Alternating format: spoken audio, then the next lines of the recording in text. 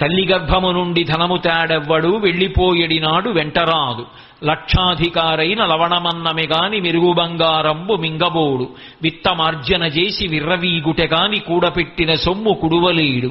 పొందుగా మరుగైన భూమి లోపల పెట్టి దాన ధర్మము లేక దాచి దాచి తుదకు దొంగలకిత్తురో దొరలకౌను.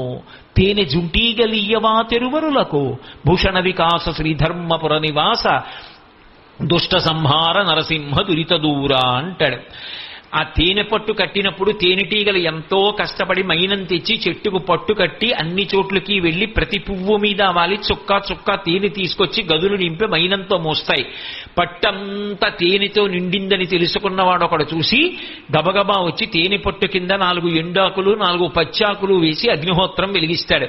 అందులోంచి వచ్చిన వేడికి పొగకి తేనెటీగలన్నీ దూరంగా పారిపోతాయి. వీడి చెట్టెక్కి పట్టు కిందకి దింపి పిండి అందులో ఉన్న తేనె తాగి వెళ్లిపోతున్నాడు.